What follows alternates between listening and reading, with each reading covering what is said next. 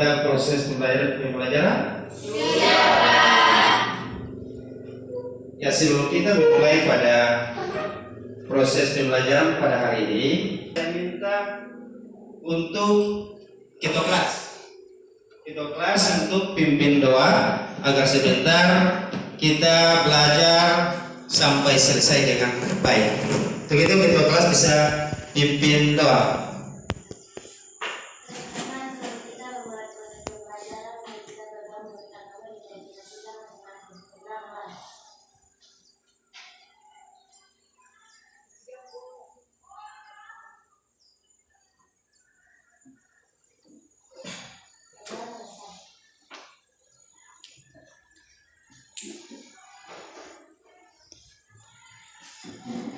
Ya, makasih ketua kelas. Ya, yang berikut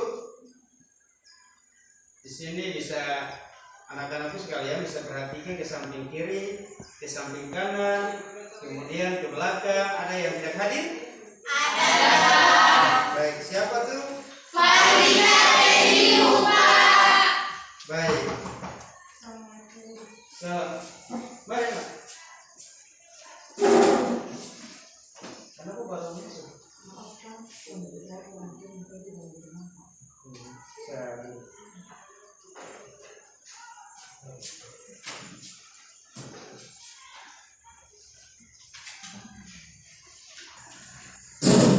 Ya, jadi untuk ketahuan kita semua bahwa teman kamu baru hadir ini karena kondisi kurang fit. Untuk itu, sebelum kita masuk pada pembahasan materi hari ini, Bapak mau tanyakan buat kalian semua, apakah ada yang masih ingat materi kemarin? Semuanya masih ingat atau tidak? Masih, Pak. Baik. Kalau kamu masih ingat, Bapak minta satu orang untuk menjelaskan atau menyampaikan materi hari kemarin. Ya, siapa bisa? Angkat tangan. Saya, Pak. Ya, silakan. Keanekaragaman hayati adalah keanekaragaman makhluk hidup mulai dari gen, spesies hingga ekosistem pada suatu wilayah akibat adanya perbedaan variasi. Baik, berikan aplaus dulu untuk teman-teman. Iya, jadi keanekaragaman hayati ini, di dalam keanekaragaman hayati dia memiliki tingkatan. Yaitu siapa disebutkan? Saya, Pak. Silakan. Keragaman gen, keanekaragaman gen, keanekaragaman tingkat jenis atau spesies, ekosistem tingkat ekosistem. Baik, jadi ada berapa tingkatan? 3 tingkatan.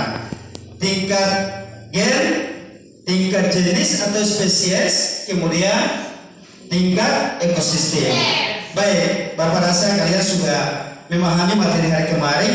Untuk itu, sebelum kita masuk pada materi selanjutnya atau materi hari ini, tadi kamu bisa lihat teman kamu punya kondisi saat ini. Yang tadi baru masuk itu sakit, kemudian demam, kemudian kamu rasa apa lagi? Batuk. Kalau demam sudah batuk, kemudian nanti pasti ngerasa apa lagi? Flu. Baik. Jadi dari penyebab itu, siapa bisa menyampaikan alasan bahwa yang teman kamu ini sakit ini diakibatkan atau penyebabnya apa? Siapa bisa? Kenapa sampai teman kamu bisa mengalami flu, batuk, sesak nafas?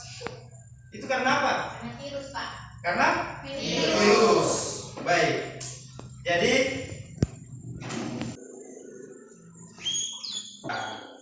untuk itu, karena kamu sudah sampaikan bahwa diakibatkan oleh virus, untuk itu hari ini kita belajar tentang materi virus, asal dan struktur bentuk virus. Siapa sih sudah pernah lihat virus? Pada intinya kita belum pernah lihat, toh? Iya. Tapi kalau bisa dilihat dengan ada punya alat Sebentar baru kita sama-sama bahas ya. Ya, Pak. Ya, sebelum kita memulai pelajaran hari ini, Bapak akan tunjukkan tujuan pembelajaran hari ini dulu. Ya.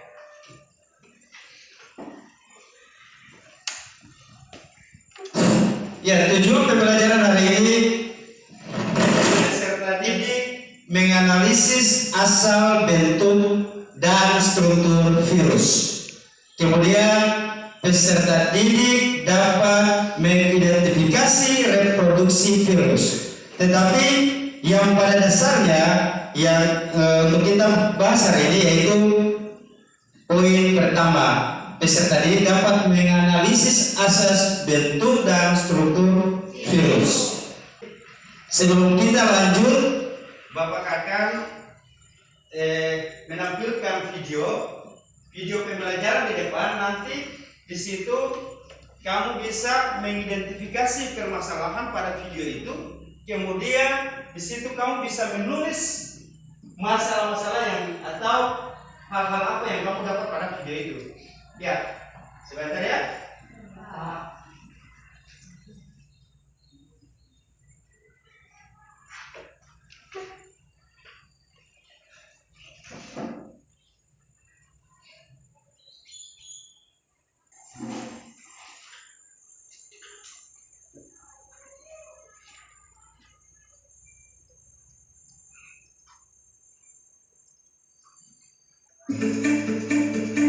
Ini kita memasuki bab virus. Ya, bisa perhatikan. Yang kita bahas adalah materi asal, bentuk, dan struktur virus. Oke, disimak baik-baik ya. Yang pertama kita bahas adalah asal virus. Virus berasal dari bahasa Latin yang artinya adalah racun. Peneliti bernama Adolf Meyer 1883, Dmitri Ivanovsky 1892, Martinus Weijering 1897, dan Wendell Stanley 1935 yang pertama kali menemukan virus, yaitu pada tobacco mosaic virus atau TMV. Selanjutnya kita akan membahas ukuran virus. Coba kalian perhatikan gambar ya. Di situ ada gambar bakteri patch, yaitu virus yang menyerang bakteri. Sedangkan di sebelahnya itu adalah gambar bakteri. Jadi bisa kalian bandingkan ya ukuran virus dan ukuran bakteri. Ukuran tubuh virus sangat kecil, sekitar 10 sampai 300 nanometer. 1 nanometer sama dengan 1/1000 milimeter. Selanjutnya kita akan membahas bentuk virus. Coba kalian perhatikan gambar. Di situ ada bentuk virus HIV, bakteri patch, influenza, adenovirus, tobacco, dan Ebola virus. Ternyata bentuknya bermacam-macam ya. Selanjutnya kita akan membahas struktur virus. Virus disebut sebagai benda mati karena hanya terdiri atas partikel yang dapat dikristalkan. Partikel virus lengkap kita sebut sebagai virion. Dan virus dapat dikatakan sebagai makhluk hidup karena mempunyai RNA atau DNA untuk bereproduksi sebagai ciri dari makhluk hidup.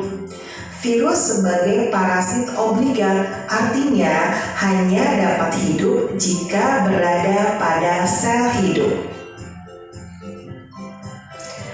Selanjutnya kita coba melihat struktur tubuh dari bakteri patch. Kalian lihat gambar ya, di situ ada bagian kepala yang terdiri dari selubung kapsid dan isinya adalah DNA atau RNA. Kemudian ada bagian leher dan bagian ekor yang terdiri dari selubung ekor dan serabut ekor. Pada bagian DNA, virus yang hanya mengandung DNA saja itu contohnya ada herpes virus, penyebab infeksi mulut dan kelamin, kemudian ada adenovirus, penyebab infeksi usus dan saluran pernafasan, ada papovavirus, penyebab kanker pada hewan. Sedangkan Contoh virus yang hanya mengandung RNA saja, yaitu coronavirus penyebab corona, paramisovirus penyebab penyakit gondong, dan retrovirus penyebab kanker. Oke, demikian tadi materi tentang asal, bentuk, dan struktur virus. Ya, jadi itu tampilan video terkait dengan asal, bentuk, dan struktur virus. Baik, dari video tersebut ini kamu bisa mengambil permasalahan yang kamu nonton tadi. Kemudian kamu bisa catat dan akan menjadi referensi untuk mengerjakan LKPD nanti sebentar. Yang berikut.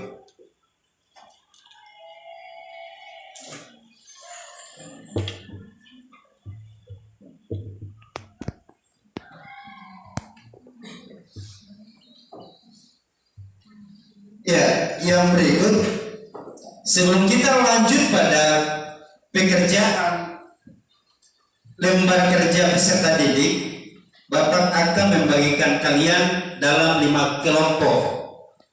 Yang dimana kelompok ini pada saat hari kemarin kita sudah bagikan pada materi hari kemarin ya. Untuk itu saya pakai kelompok itu. Ya. Silakan untuk masing-masing bisa cari kelompoknya masing-masing. Silakan.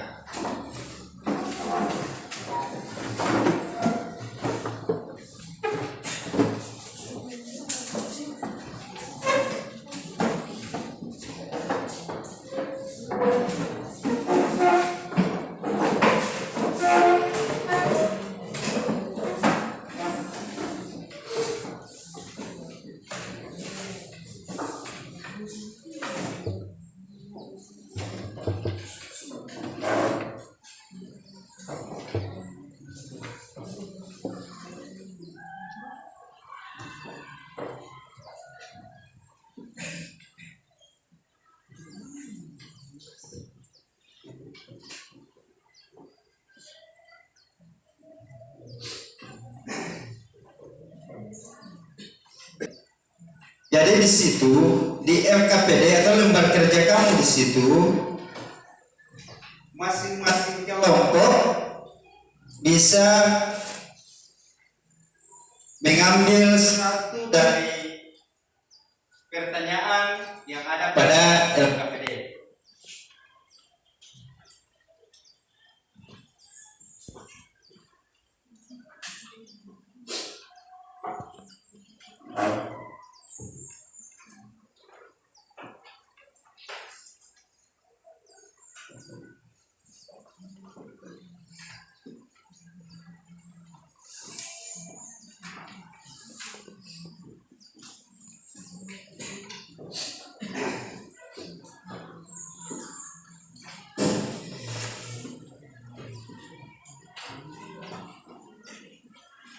Ya, jadi di situ ada 5 buah pertanyaan. Kemudian nanti kamu isi, setiap kelompok mengambil 1 pertanyaan. Kelompok 1 ambil nomor 1, kelompok 2 ambil nomor 2, kelompok 3 ambil nomor 3, dan seterusnya. Kelompok 4 ambil nomor 4 dan 5 ambil nomor 5. Ya, kemudian ya diskusi kamu di tiap-tiap kelompok, kemudian isi permasalahan yang kamu dapat sesuai dengan pertanyaan pada lembaran AVS yang saya sudah bagikan itu. Ya, kemudian referensi tambahan nanti Bapak bagikan link referensi kepada grup WA, ataukah yang lebih bagus kamu Bapak izinkan untuk menggunakan HP untuk scan barcode-nya. Di situ ada barcode ya? Ya, bisa kamu scan. Di situ referensinya penambahan untuk kamu bisa mengerjakan atau mencari ini mengidentifikasi permasalahan pada LKPD itu. Ya, silakan.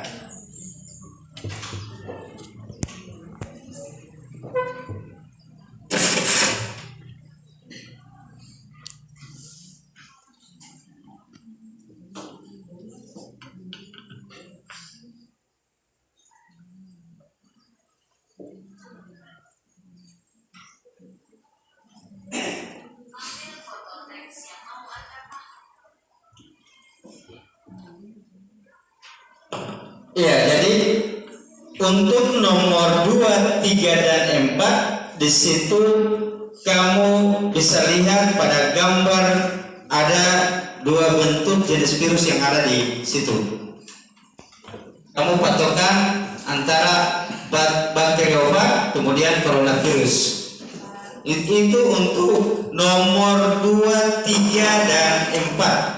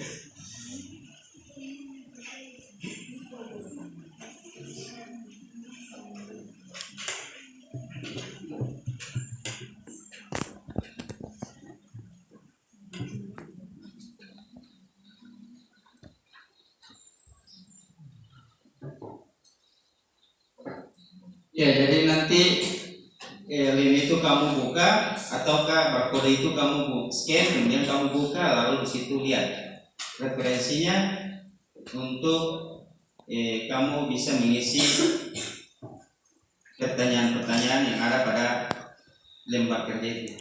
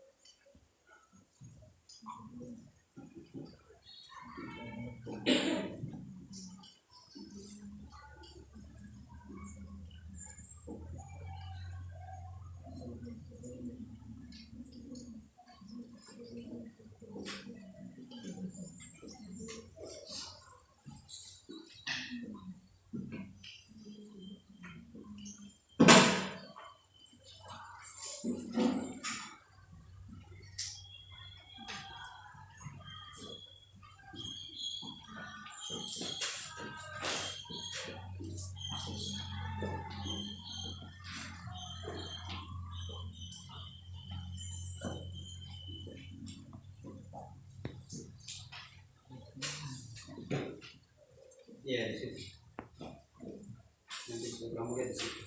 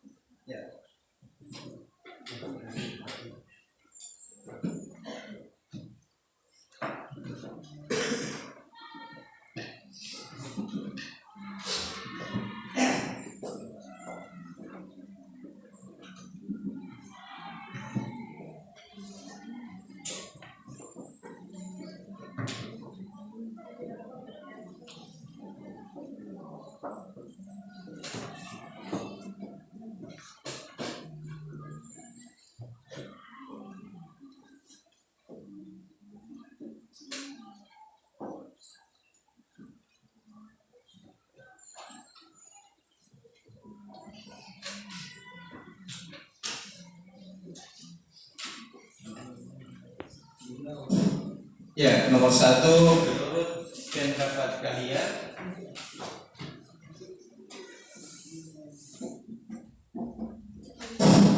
apakah virus termasuk benda mati atau makhluk hidup? Ya, jadi berikan alasan ilmiah itu untuk kelompok 1. Jadi kamu berikan alasan sesuai dengan pendapat kamu bahwa apakah virus itu termasuk benda mati atau makhluk hidup. Ya, yang berikut untuk nomor 2, jelaskan pengertian bakteriofag dan sebutkan bagian-bagian pada bakteriofag. Ya, sini ada gambaran-gambaran, kemudian bagian-bagian bakteriofag. Di situ ada keterangan. Tinggal kamu lihat pada referensi.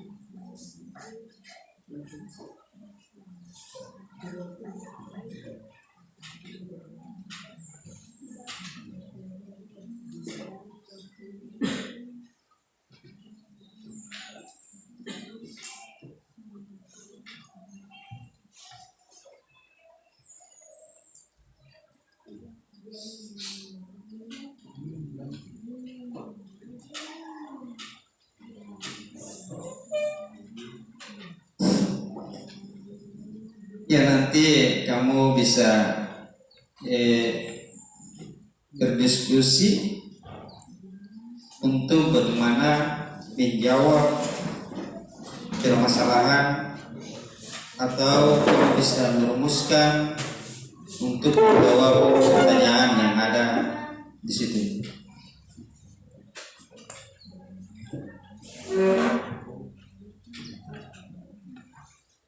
Ya, referensi yang paling banyak juga yang saya sudah kasih lihat, kemudian barcode itu, situ juga bahan referensi.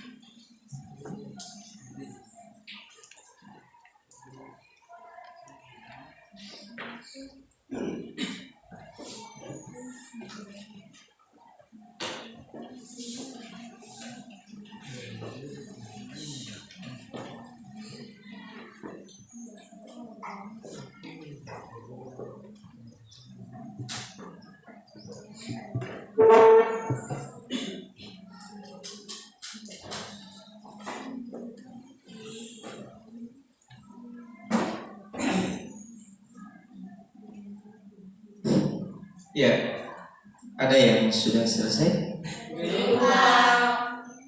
Ya.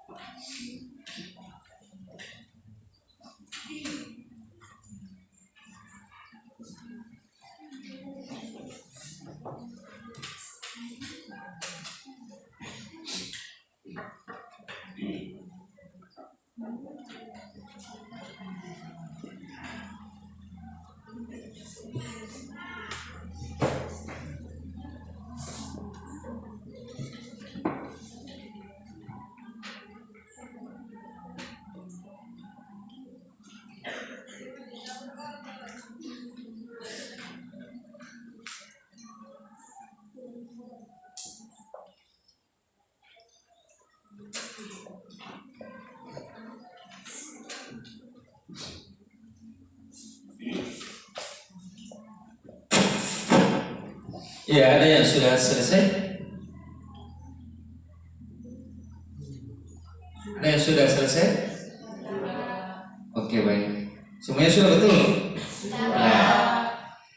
Ya, jadi kalau semuanya sudah selesai, untuk itu karena kamu sudah menyelesaikan pekerjaan pada LKPD, Bapak minta untuk kamu presentasikan hasil kinerja yang kamu sudah dapat. Untuk itu saya mulai dari kelompok 1. Kelompok 1 bisa presentasikan kamu punya hasil.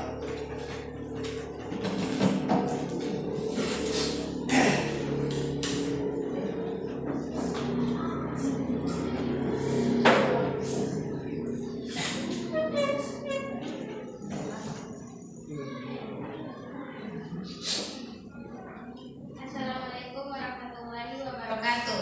Waalaikumsalam warahmatullahi wabarakatuh. Yang saya hormati Bapak Bidang Studi dan yang saya banggakan teman-teman sekalian. Pada kesempatan pagi hari ini, saya dan teman saya akan membahas materi kami tentang apakah virus termasuk benda mati ataukah makhluk hidup.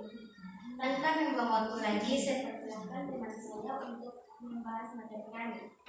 Para teman, saya persilakan.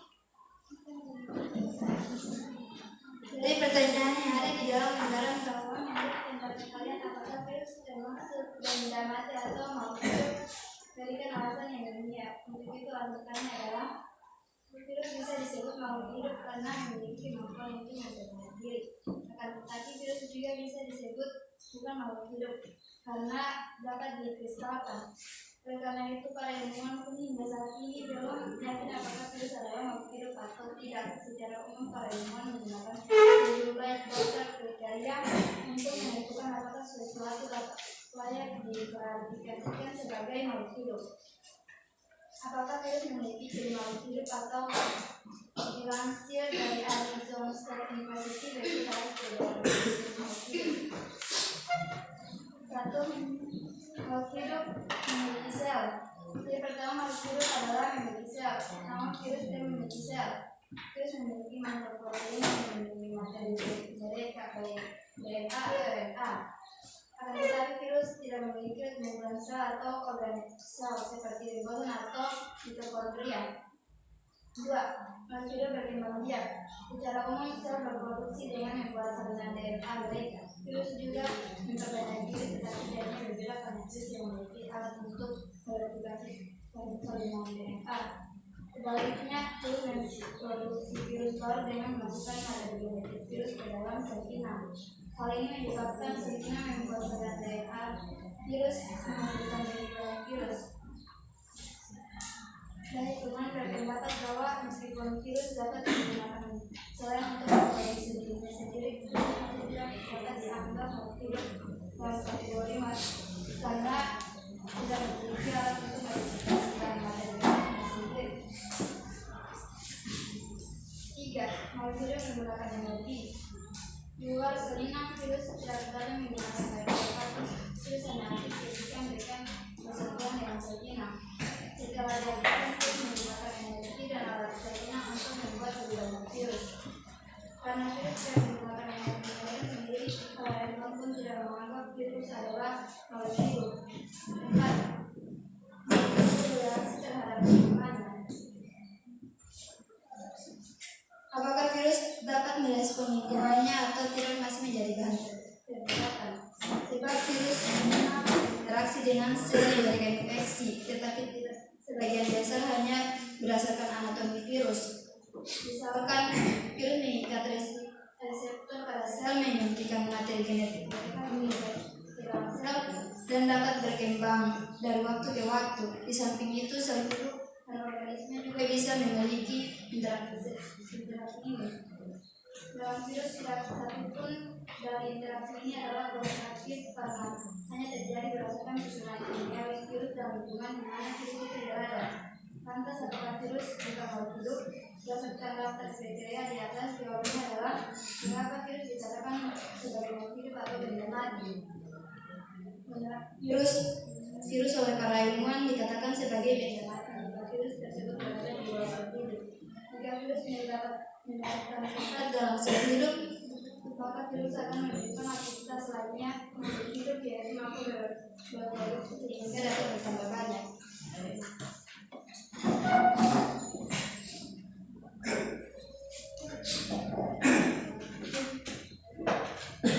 Itulah pembahasan dari kami. Apakah ada saran, tanggapan, dan kritik? Saya persilakan. Ya, tanpa menunggu waktu langsung saja kelompok 5. Apakah ada saran, kritik, dan pertanyaan? Saya persilakan. Pas. Selanjutnya kelompok 4. Apakah ada saran, tanggapan, dan kritik? Saya persilakan. Pas. Oke, selanjutnya kelompok 2. Kelompok 3. Apakah ada pertanyaan, saran, dan kritik? Saya persilakan. Pas. Oke, selanjutnya kelompok 2. Apakah ada saran, tanggapan, dan kritik? Saya persilakan. Pas.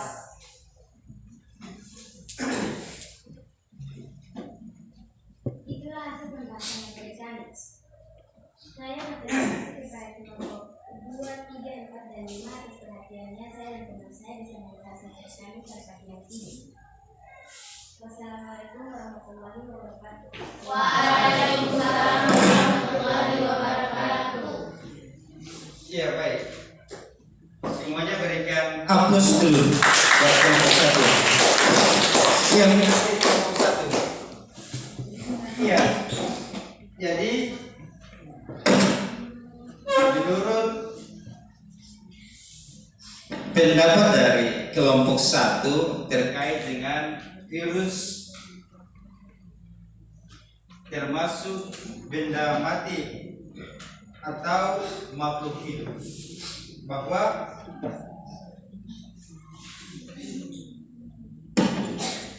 ya, saya ulang.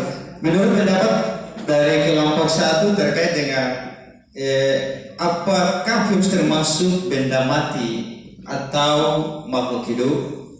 Ya, jadi mereka punya alasan bahwa virus dikatakan sebagai makhluk hidup dan benda mati. Ya, para ilmuwan mengatakan bahwa benda mati jika virus tersebut berada di luar sel hidup. Jadi, jika virus mendapatkan tempat pada sel hidup, maka virus akan menunjukkan aktivitas layaknya makhluk hidup. Ya, ya, terima kasih untuk kelompok 1. Ya, yang berikut. Betul, untuk kelompok 5, 4, 3, 2. Sudah pas? Pas. Terima kasih. Ya, selanjutnya saya berikan kesempatan untuk kelompok 2. Ya, saya persilakan.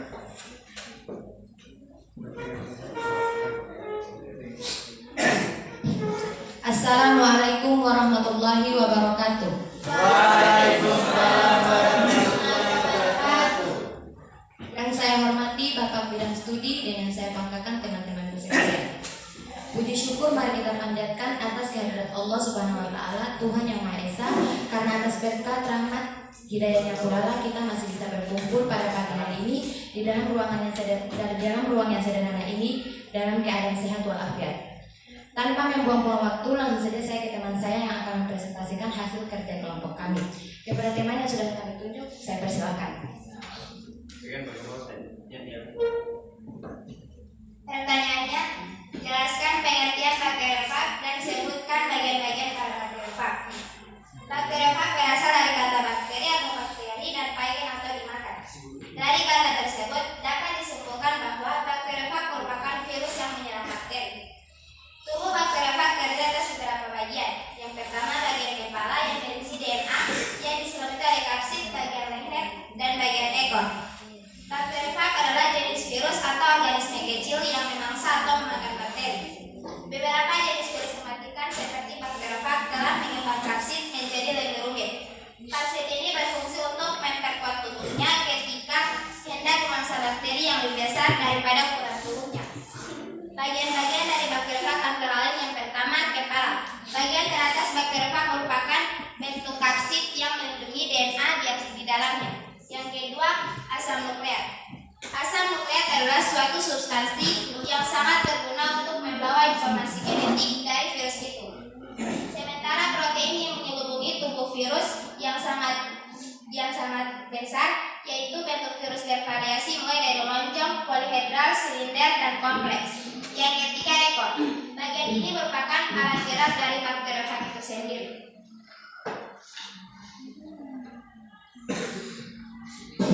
Itulah hasil presentasi kami. Tanpa membuang waktu, langsung saja saya ke kelompok 1. Apakah ada pertanyaan atau masukan? Pas. Oke, selanjutnya kelompok 3. Apakah ada pertanyaan, saran atau masukan? Saya persilakan. Pas. Oke, selanjutnya kelompok 4. Apakah ada pertanyaan, saran atau masukan? Saya persilakan. Pas. Oke. Selanjutnya kelompok 5. Apakah ada pertanyaan, saran atau kritikan? Saya persilakan. Pas. Terima kasih kepada kelompok 1, 3, 4, dan 5 karena sudah memahami materi kami dengan baik. Itulah hasil pembahasan materi kami. Wassalamualaikum warahmatullahi wabarakatuh. Waalaikumsalam warahmatullahi wabarakatuh.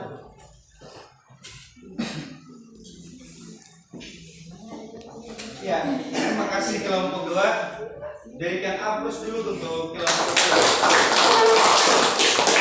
Ya, jadi pertanyaan untuk kelompok 2 bahwa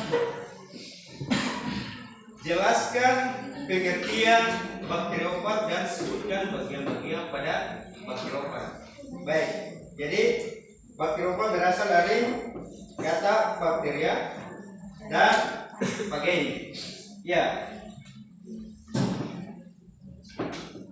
Dari kata tersebut dapat disimpulkan bahwa bakteriofag merupakan virus yang menyerang bakteri. Kemudian bagian-bagian bakteriofag yang dia terdiri atas kapsid, kemudian kepala, kemudian isi tubuh dan ekor.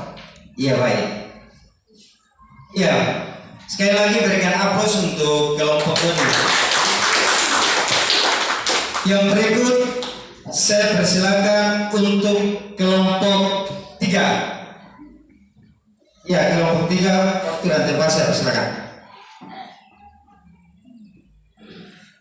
Assalamualaikum warahmatullahi wabarakatuh. Yang saya hormati Bapak Bidang Studi dan yang saya banggakan teman-teman sekalian.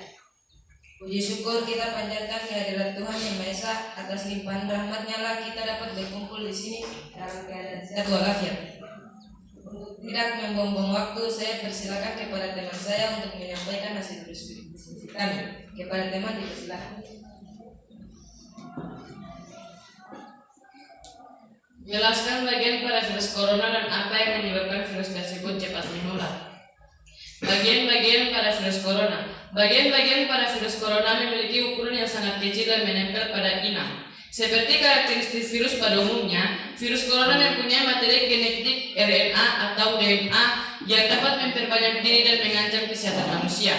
Materi genetik cukup penting bagi virus agar tetap terlindungi dalam plasmid atau lapisan protein. Struktur virus corona terbentuknya menyerupai bola dan beberapa diantaranya bersifat pleomorfik.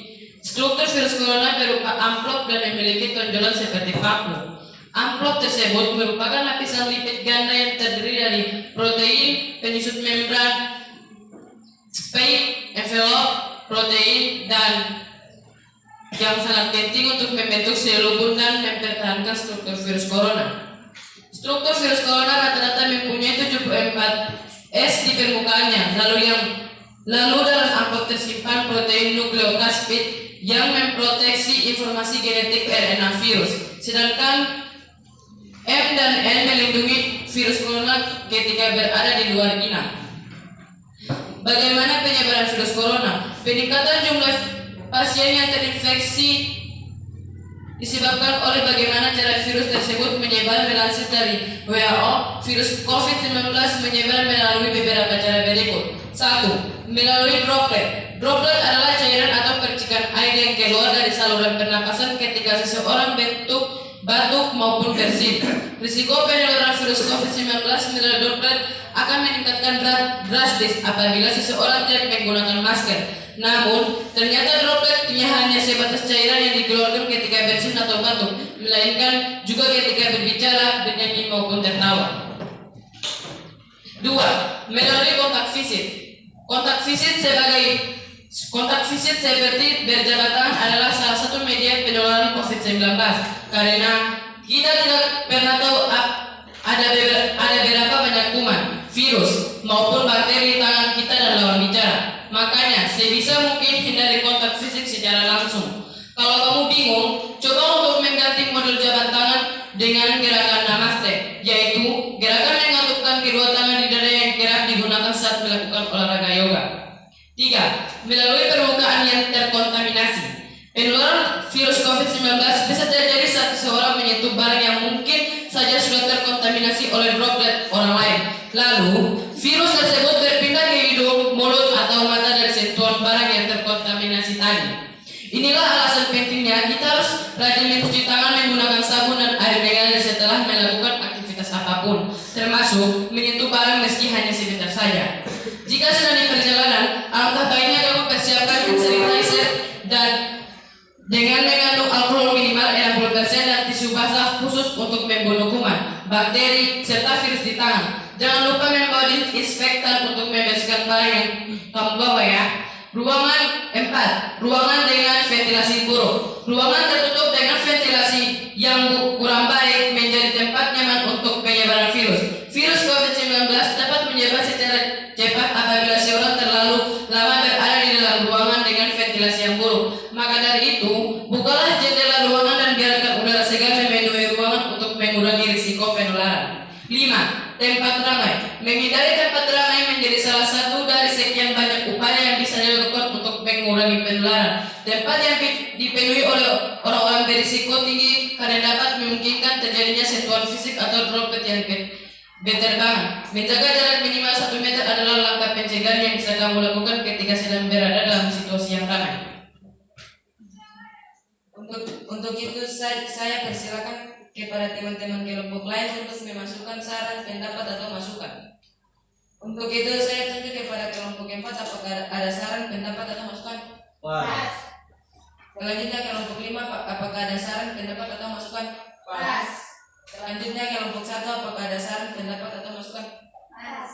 Selanjutnya kelompok 2 apakah ada saran, pendapat, atau masukan. Pas.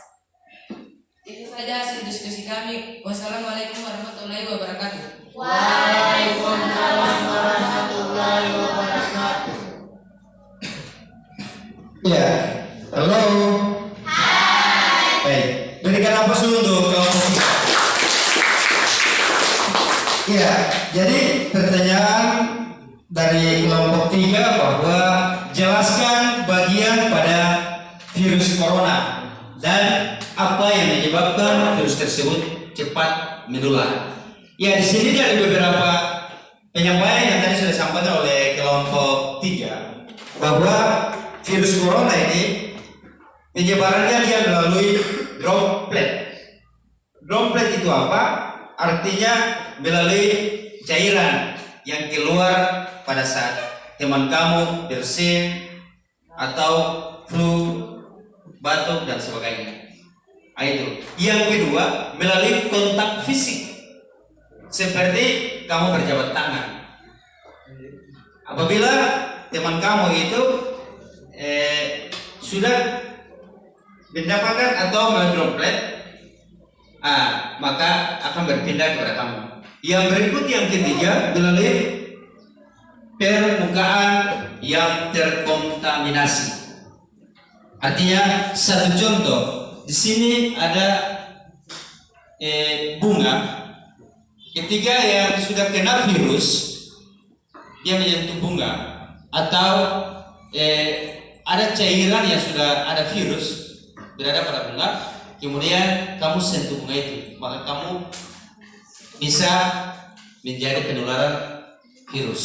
Yang berikut, ruangan dengan ventilasi buruk, dan yang terakhir tempat-tempat ramai.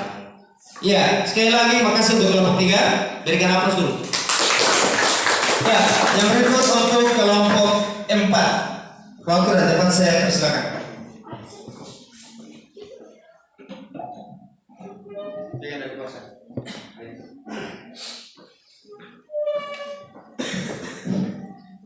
Assalamualaikum warahmatullahi wabarakatuh. Waalaikumsalam warahmatullahi wabarakatuh. Yang saya studi dan teman-teman yang sungguh berbahagia. Puji syukur mari kita panjatkan kehadirat Tuhan Yang Maha Esa. Atas berkat rahmat dan hidayahnya lah kita semua dapat berkumpul di ruangan ini untuk melaksanakan kegiatan pagi hari ini. Agar tidak membuang-buang waktu, langsung saja saya persilakan kepada teman saya agar mempresentasikan hasil diskusi kami. Kepada teman dipersilakan.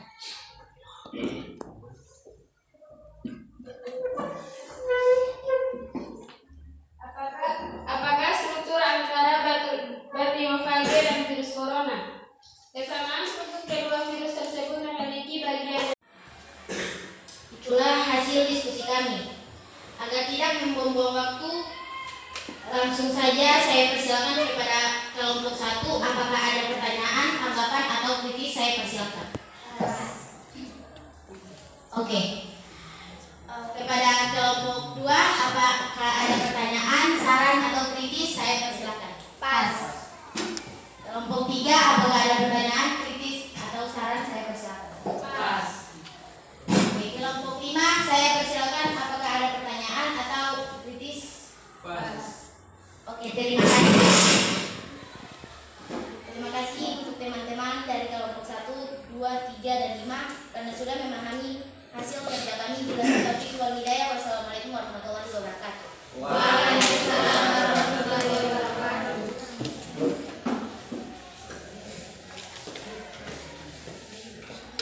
Ya, berikan hapus dulu untuk kelompok 4. Makasih kelompok 4. Ya, di sini kelompok 4 punya pertanyaan bahwa kelompok jelas apakah kesamaan struktur antara bakteriofag dan virus corona? Ya, di sini untuk kelompok 4 sudah menjelaskan bahwa virus corona merupakan jenis virus RNA, yaitu virus dengan materi genetik berantai tunggal. Demikian pula pada virus. Sedangkan virus corona, ya, bakteriofag adalah virus yang menyerang atau menginfeksi bakteri, sedangkan virus corona adalah keluarga besar virus yang memiliki khas. Ya, sekali lagi berikan aplaus untuk kelompok 4. Yang berikut untuk kelompok 5. Waktu dan tempat saya persilakan.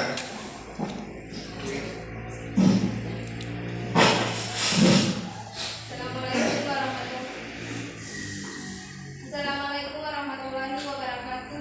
Waalaikumsalam warahmatullahi wabarakatuh. Yang saya hormati Bapak Bidang Studi, yang saya banggakan teman-teman semua. Puji syukur kita panjatkan kehadirat Tuhan Yang Maha Esa karena atas berkatnya lah kita dapat berkumpul di sini dalam keadaan sehat walafiat. Untuk tidak membuang waktu, kita masuk saja pada pembacaan materi. Kepada teman, waktu dan tempat disilakan. Menurut pendapat kalian, apakah virus adalah sel? Jelaskan secara ilmiah. Menurut penjelasan kelompok kami, tubuh virus bukan merupakan suatu sel karena tidak memiliki dinding sel, membran sel, sitoplasma, inti sel, dan organ sel lainnya. Virus berupa partikel yang disebut virion. Virus mempunyai kemampuan berkembang biak atau memperbanyak diri. Proses ini disebut replikasi. Ada dua cara replikasi virus, yaitu secara litik dan secara lisogenik. Pada daun litik, sel inang akan pecah dan mati, serta akan membentuk virion-virion baru. Tahapan secara litik yaitu adalah adsorpsi, penetrasi, sintesis, dan replikasi, pematangan, perakitan, serta lisis. Pada daun lisogenik, replikasi genom virus tidak menghancurkan sel inangnya. DNA virus akan berinteraksi dengan kromosom sel inang membentuk profag. Jika sel inang yang mengandung profag membelah diri untuk bereproduksi, profag akan diwariskan kepada sel-sel anakannya. Tahapan daun lisogenik adalah adsorpsi dan infeksi, penetrasi, penggabungan, pembelahan, serta sintesis. Itu saja penjelasan dari kelompok kami. Selanjutnya saya serahkan kepada moderator. Dari hasil diskusi kami, apakah ada tanggapan, kritik, saran dari kelompok 1? Selanjutnya, apakah ada saran, kritik dari kelompok 2? Pas. Selanjutnya, apakah ada saran, kritik, pertanyaan dari kelompok 3? Pas. Selanjutnya, apakah ada pertanyaan, kritik dari kelompok 4? Kalau tidak ada pertanyaan, maka saya ucapkan terima kasih kepada semua kelompok atas perhatiannya. Saya ucapkan wabillahi taufiq wal hidayah. Wassalamualaikum warahmatullahi wabarakatuh.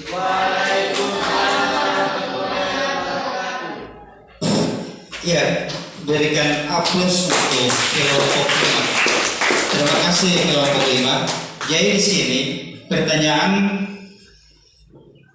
menurut pendapat kalian, apakah virus adalah sel? Jelaskan secara ilmiah. Ya, jadi mereka dapat bahwa tubuh virus bukan merupakan suatu sel karena tidak memiliki dinding sel, kemudian membran sel dan sitoplasma. Begitu juga dengan inti sel. Ya, jadi virus merupakan partikel yang disebut dengan viroid. Ya, makasih untuk kelompok 5. Sekali lagi berikan aplaus dulu untuk kelompok 5. Baik. Dari hasil presentasi tiap-tiap kelompok, untuk itu sekali lagi bahwa minta terima kasih kepada kalian semua karena sudah mampu untuk mengerjakan lembar kerja yang ada.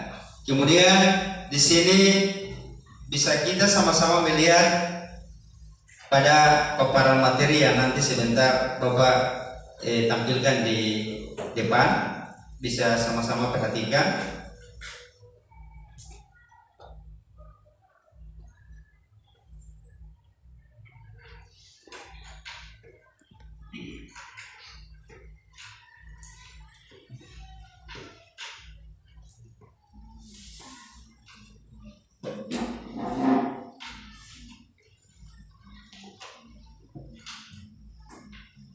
Ya.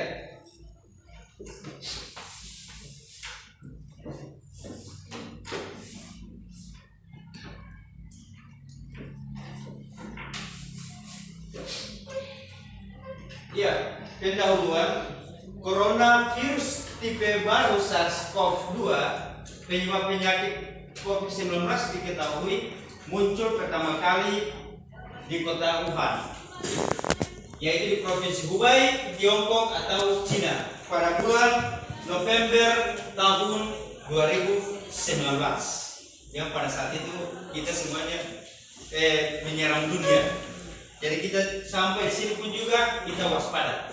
Yang berikut, sejak saat itu kasus COVID-19 mulai terdeteksi di berbagai negara di dunia, termasuk Indonesia.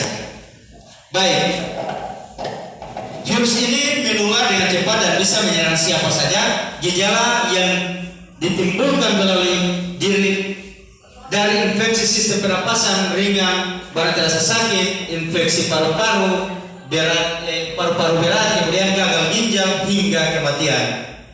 Yang berikut, sejarah penemuan virus.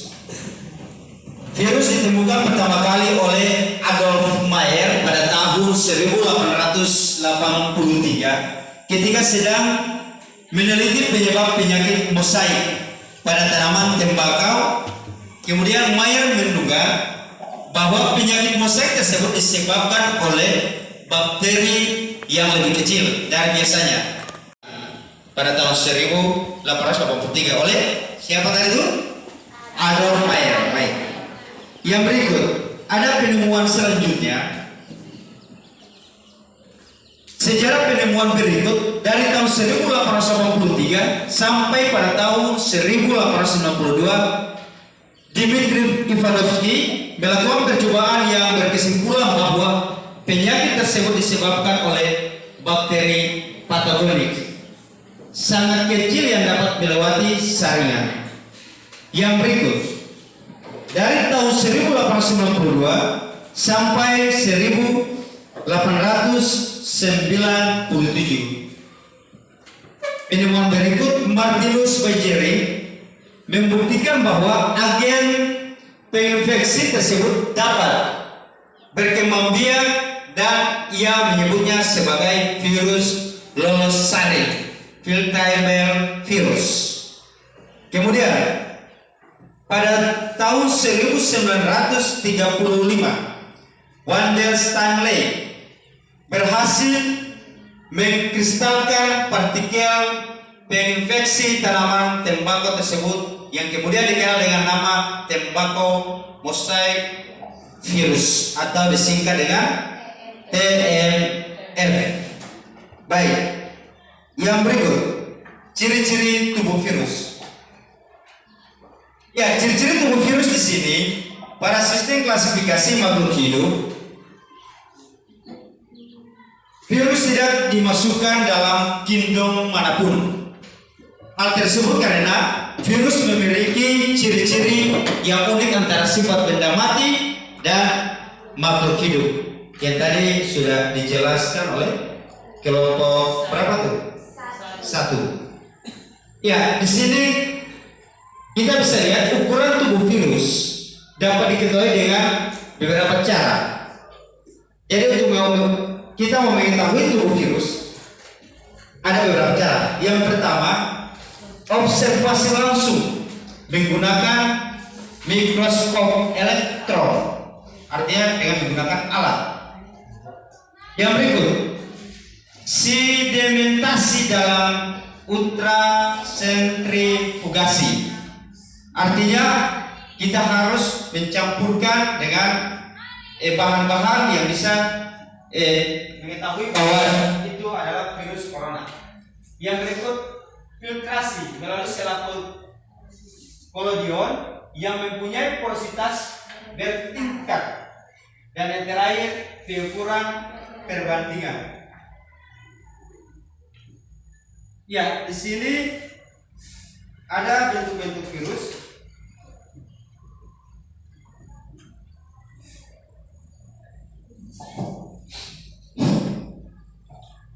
Ya, ada bentuk-bentuk virus.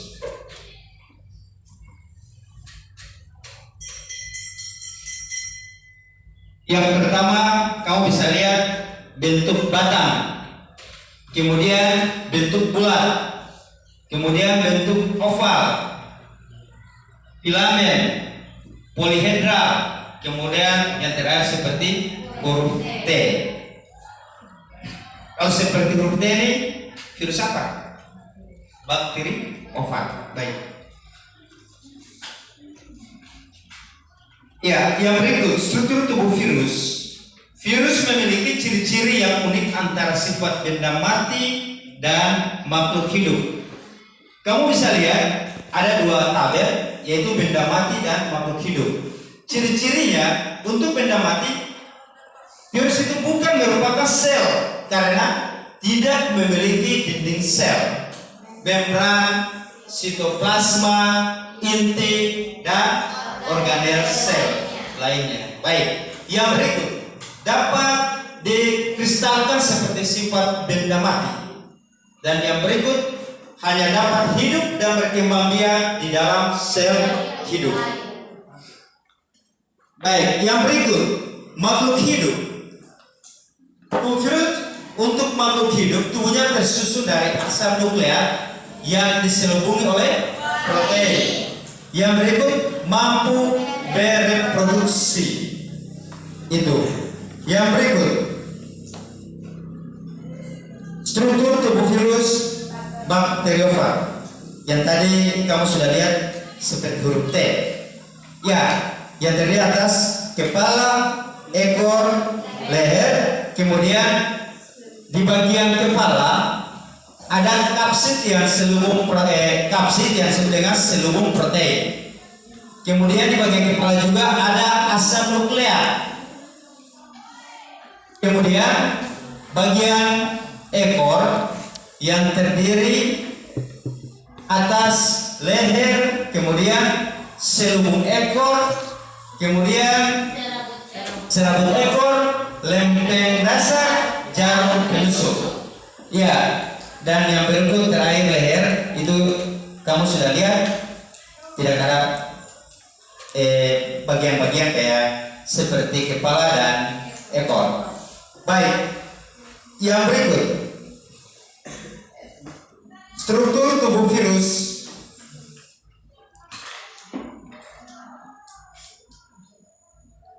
Kapsid dan selubung ekor.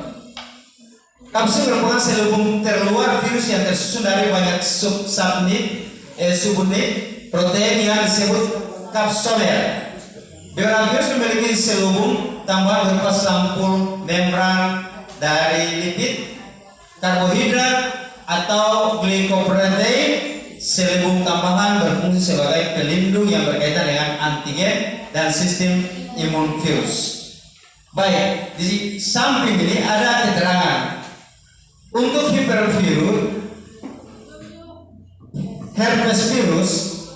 Kamu bisa lihat di situ. Ini untuk herpes virus. Ya. Bertunas melalui selaput inti sel inang. Kemudian untuk coronavirus itu bertunas melalui sitoplasma sel inang. Coronavirus yang ini. Yang berikut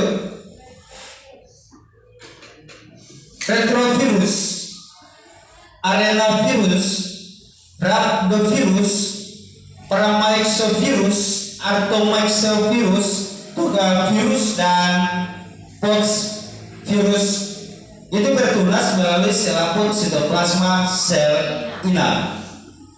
Ya, yang berikut asam nukleik. Virus hanya mengandung satu jenis asam nukleik, yaitu DNA atau RNA. Virus yang mengandung DNA antara lain parvovirus, papopavirus, adenovirus, dan herpes virus. Ya, virus yang mengandung RNA antara lain flavivirus, coronavirus, rhabdovirus, dan retrovirus.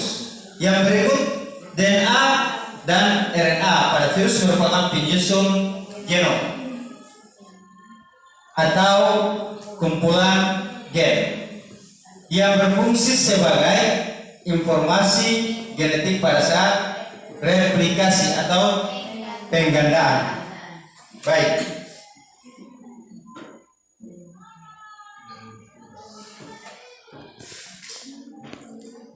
Ya, cara hidup virus.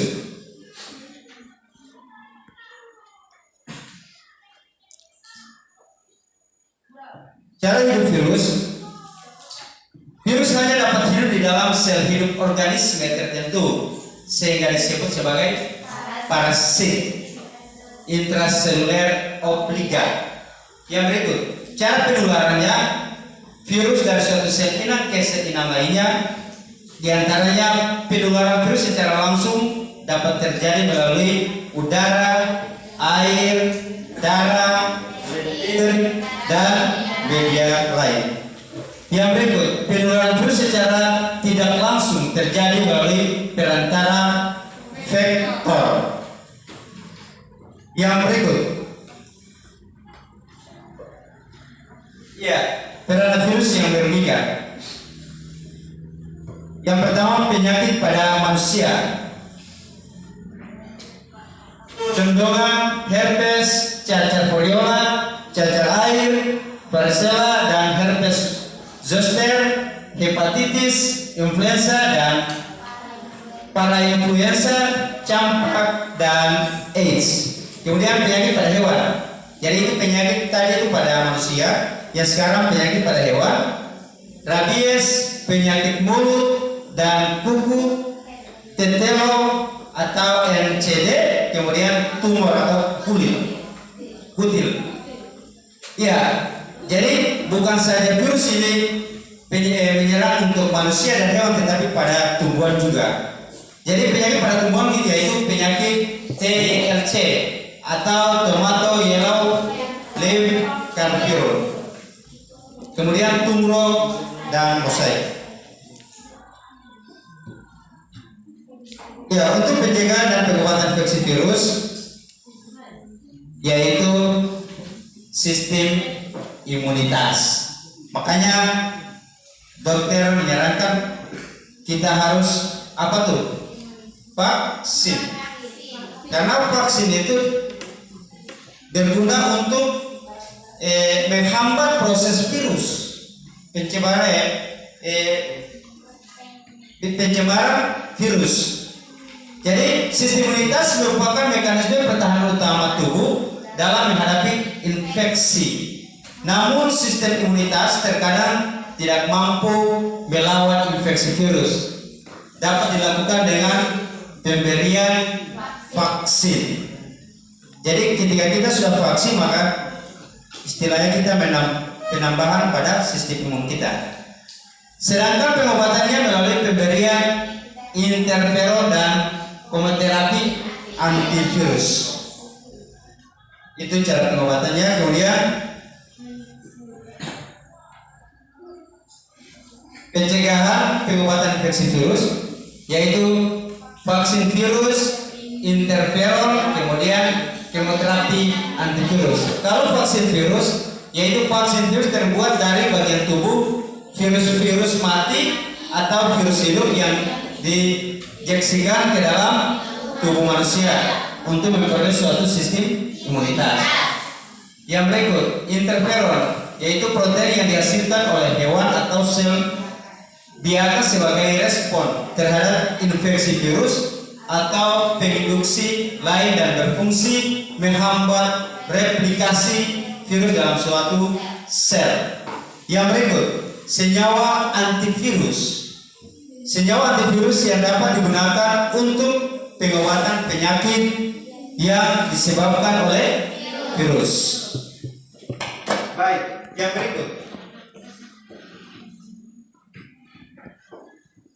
Ya, ada vaksin virus mati, kemudian ada juga vaksin virus hidup yang dilemahkan. Vaksin virus mati. Vaksin virus mati dibuat dengan cara memurnikan sediaan virus melalui tahapan-tahapan tertentu dan merusak sedikit protein virus sehingga virus menjadi tidak aktif. Kemudian, vaksin virus mati dapat merangsang pembentukan antibodi tubuh terhadap protein seluruh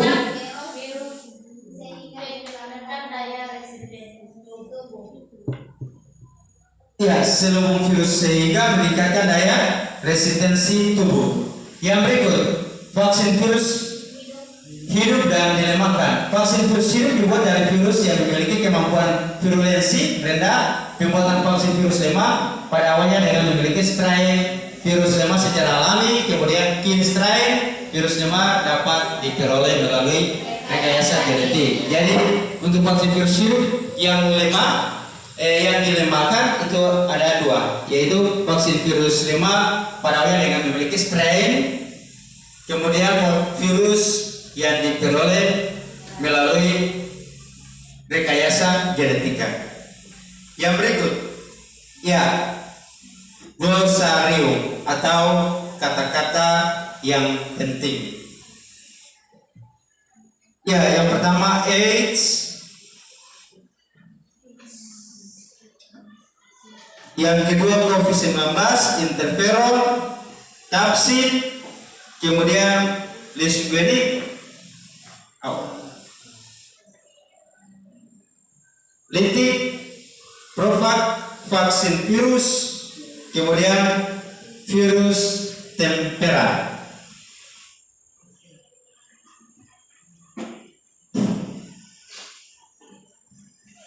Ya, selesai. Jadi itu struktur asal dan struktur bentuk virus. Ya, jadi sebelum kita akhiri pelajaran hari ini, Bapak meminta kalian bisa mengumpulkan LKPD atau lembaran kerja kalian yang tadi sudah kamu sama-sama diskusi.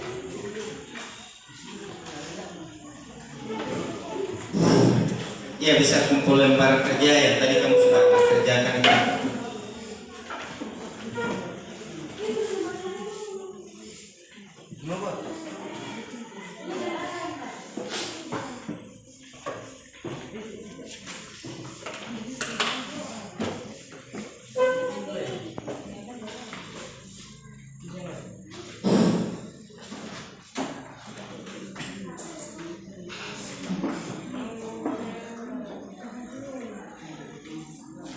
Ya, semuanya sudah? Dari pembelajaran hari ini ada yang bisa memberikan kesimpulan terkait dengan materi yang tadi kita sama-sama bahas? Saya Pak. Ya, silakan. Virus adalah zat pandemi yang dianggap beralihan antara benda mati dan makhluk hidup. Virus tidak memiliki organel sehingga tidak bisa disebut sel dan produksinya hanya terjadi pada sel inang. Itu adalah kesimpulan materi pada siang hari ini. Ya, berikan aplaus dulu untuk teman-teman memberikan kesimpulan tentang materi virus. Jadi virus adalah jasa genetik yang dianggap peralihan antara benda mati dan makhluk hidup. Ya, yang berikut di sini ada lembar refleksi untuk kamu mengisi dan jadi kamu mengisi proses pembelajaran pada hari ini. Kamu isi sesuai dengan apa yang kamu dapat dan kamu lihat.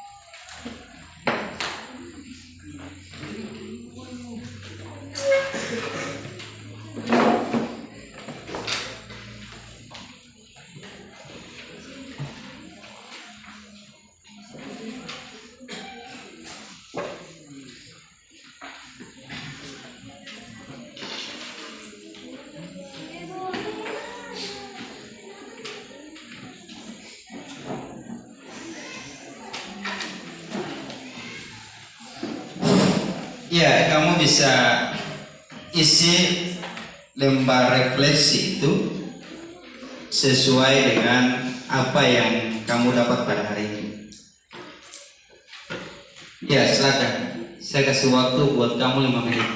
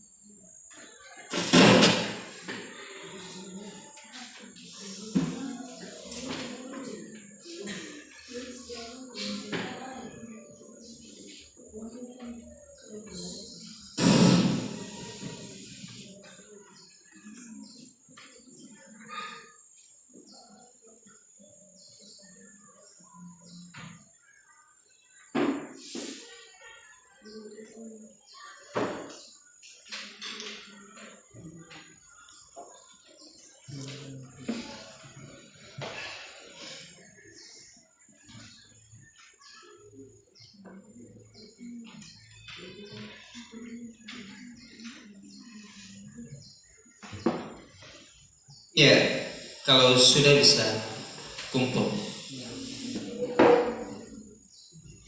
Yang sudah bisa maju ke depan untuk kumpul.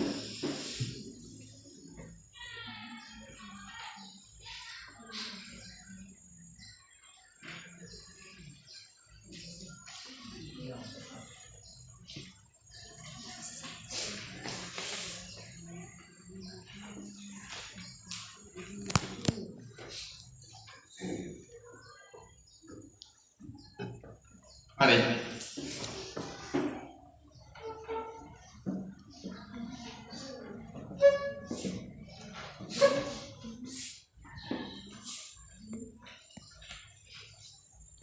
Ya, lagi.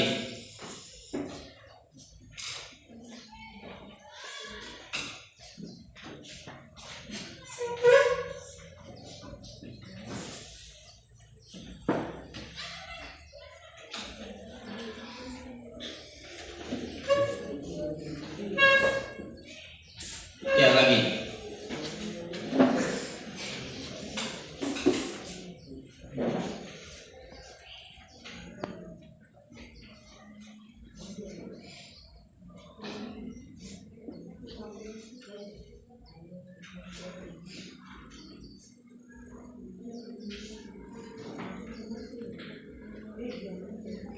Siapa lagi yang belum kumpul? Silakan.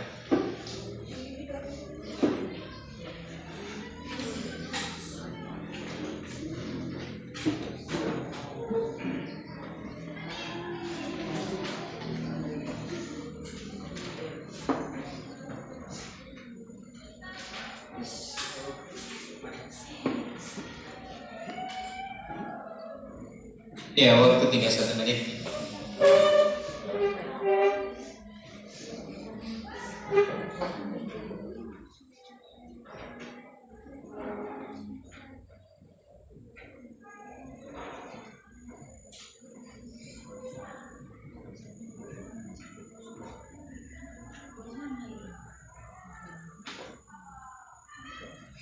Semuanya sudah nih? Ya, namanya siapa nih? Ayo.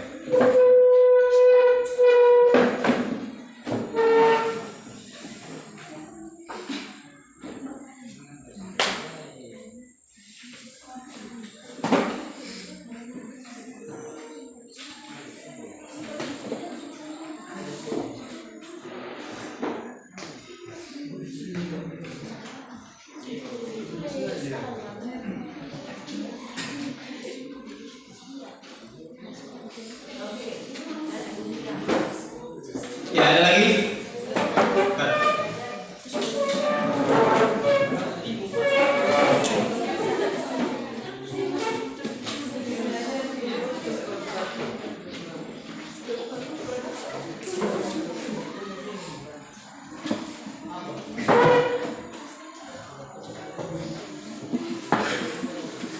Ya, semuanya sudah? Baik. Ya, kalau semuanya sudah mengisi lembar refleksi yang ada, untuk itu saya adakan evaluasi dan nanti evaluasi itu kamu kerjakan di rumah. Ya, Pak. Ya, nanti evaluasi itu dia berupa pekerjaan yang nanti pakai link. Kamu kerja, nanti saya kirim link di grup, kemudian kamu buka link, jadi kerja dengan Google Form. Jadi nanti kamu kerja mengisi melalui HP. Dan nanti kamu kerja melalui HP di situ, dan kemudian kamu kirim. Ketika kamu kirim di situ, nanti saya bisa tahu siapa yang sudah kerja, siapa yang belum kerja, kemudian benar berapa, salah berapa. Di situ nanti sudah terbaca. Ya, nanti saya kirim linknya pada WA grup ya. Baik. Ya, dengan mengakhiri pertemuan kita pada hari ini, Bapak minta untuk 1 orang pimpin doa, yaitu ketua kelas sudah. Ketua kelas pimpin doa untuk kita sama-sama berakhir proses pembelajaran pada akhir pertemuan hari ini. Silakan.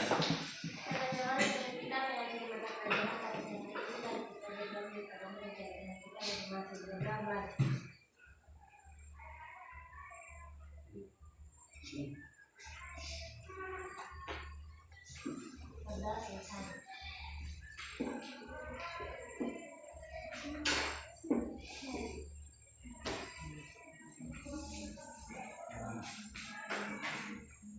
Siap dan hormat.